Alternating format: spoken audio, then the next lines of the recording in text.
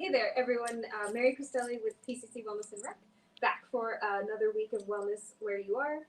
I am at the Lucero branch of the library tonight again.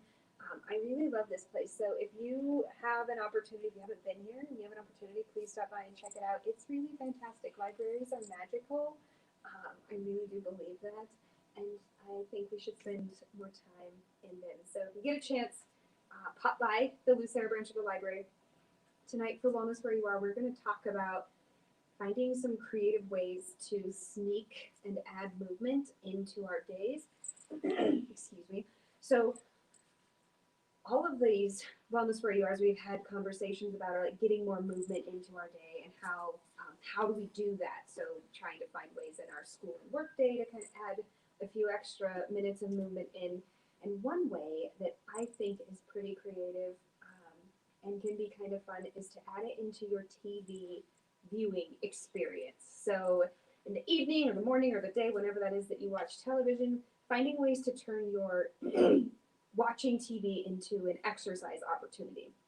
So in order to do that, there are a few different steps that we want to take, but what you're looking for is identifying what type of program is it that you enjoy watching, and you can figure this out. You can build these with any type of program out there, with like a cooking show or other type of competition, a singing show, sports event, just like a regular television program on a streaming service. And so we do have some examples of how you can do that with these different types of options. I'm going to go through one with you this evening, but I'm going to start with the different steps that we want to take when we're building these programs. So just so you can see them. The first is that you want to pick your show or your thing. So I'll put show, pick your show. And this doesn't necessarily have to be like a TV show. It could be anything. So that's like a sport. It could be like The Voice or something like that. That kind of stuff. So the first thing you want to do is pick your show. The next thing is that once you've identified what this is going to be, you want to figure out what are the things that are going to prompt me to work out. So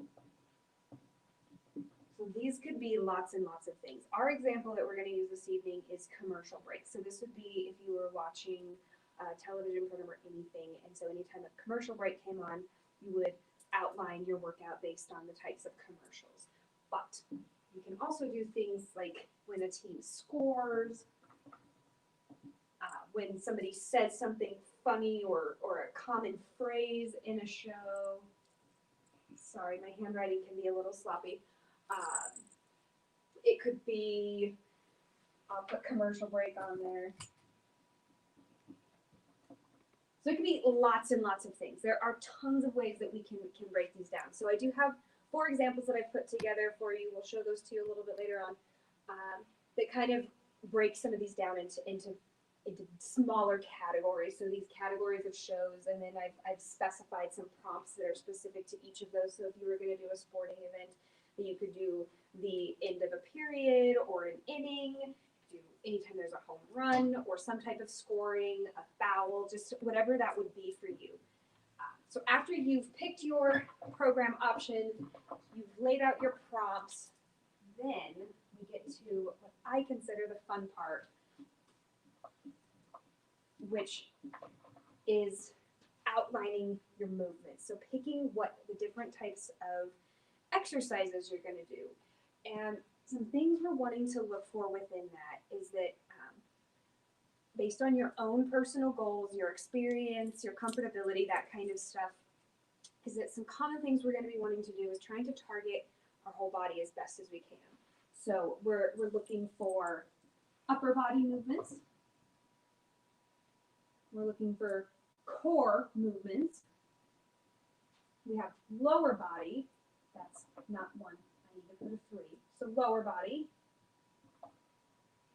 And then a 4th piece would be to add some sort of a cardiovascular element to it. So we want to kind of get our heart rate up a little bit, our blood pumping a little more. So we've got our arms and our back. We have our low back and our abdominal muscles, then we have our lower body, and then something that's going to work our heart and our lungs, our cardiovascular system.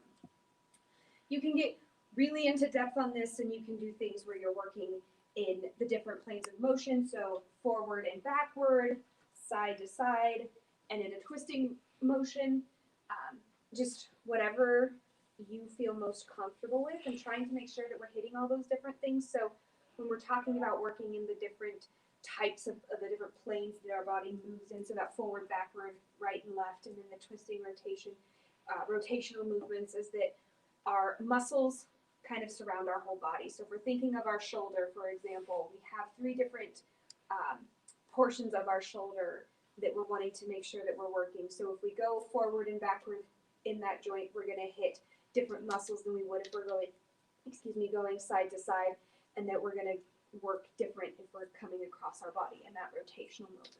So that's really in depth, and we're not going to get too much into that. This is just picking common movements that we find to be enjoyable to help get us moving during a television watching experience. So we're going to pick our movements, and I do have a list available for you. It's not a complete list. It's not every single exercise out there on the face of the earth or anything like that. It's just some examples, some really common ones that are going to be easier to find if you're doing a Google search or something on the internet. So we do have a list of those. I've broken them down into these different categories so that if you do choose to do this or choose to build your own workout in any way, that you have some place to start, so you don't have to scour the internet for what that might, those options might be. So I believe that's up on the screen right now, and I am going to share it with the library folks, and they're going to make it available, I believe, on their website, so that you can access that, so that you have that available to you as well. So once you've decided what your movements are, and I'm going to back up for just a second.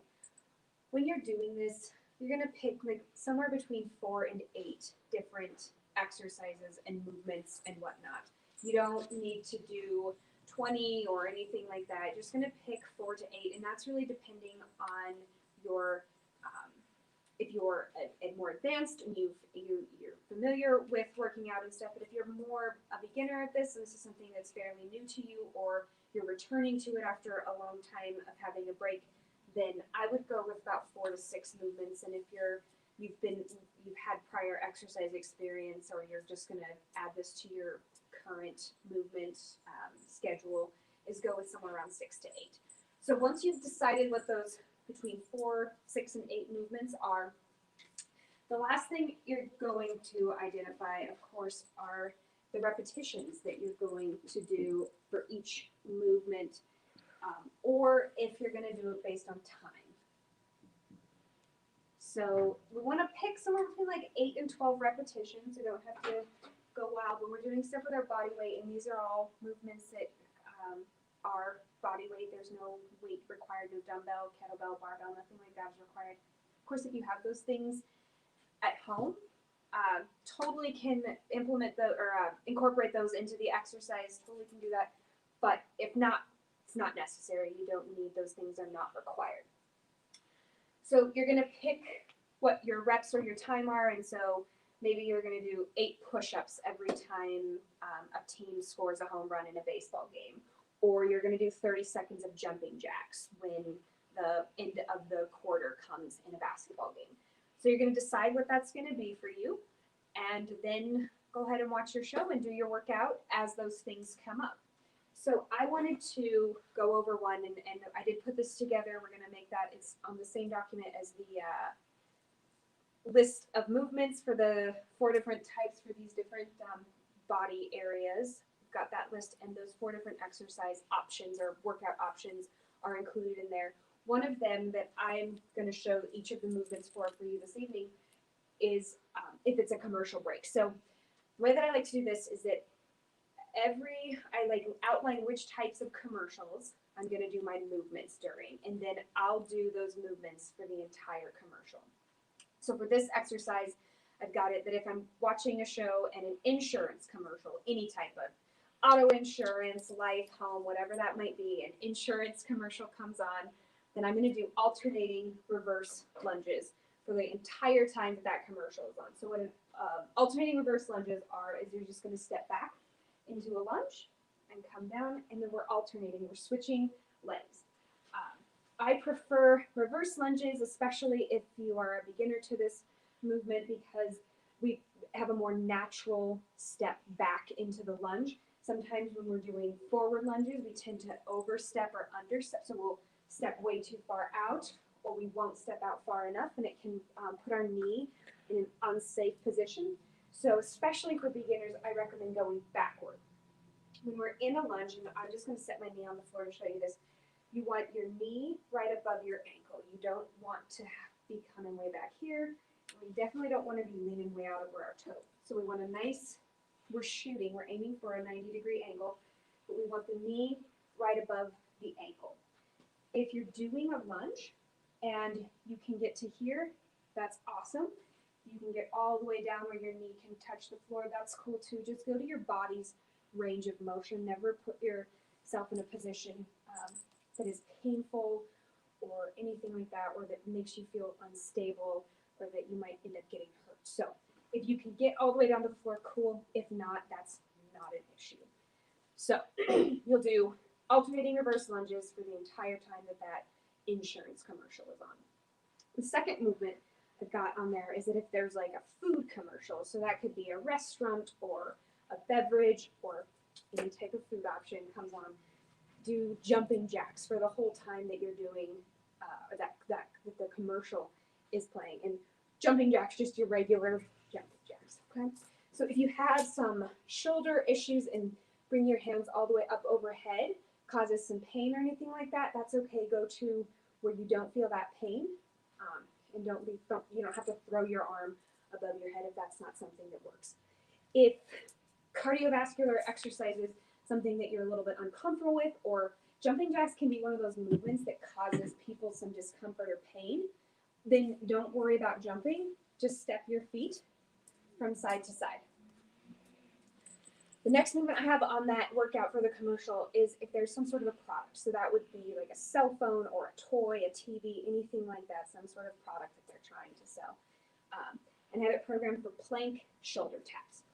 So I like to include planks in demonstration videos so that we can see the correct form of those, because sometimes we're not in our planks in a safe way. So we want to have our chin parallel to the floor, so you don't want to be looking up.